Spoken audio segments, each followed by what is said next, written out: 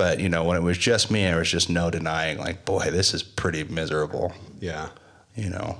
Can relate with that, you know. And then there I mean, that was kind of like a physical isolation, right? Like we would like you were saying, we'd go to the party. The party wasn't going exactly how I wanted it to go. I wasn't getting out of whatever that situation was that I needed in order to fulfill my desires within inside of myself. And so I would physically isolate.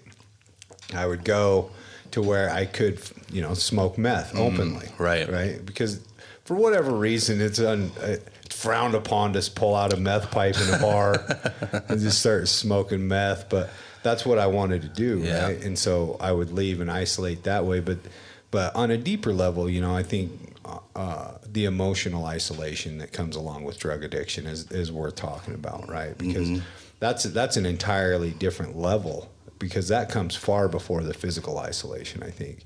You know, I started emotionally isolating, you know, maybe even before I was even an addict. I don't know, before I became completely immersed in the drug world.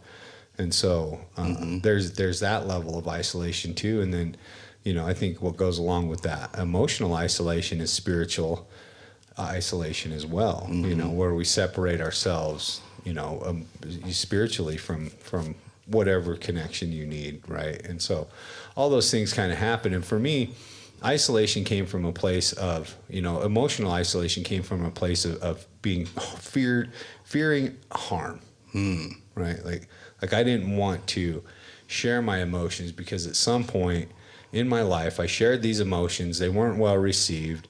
It created embarrassment or a negative reaction emotionally within me, and I decided, you know what, fuck this.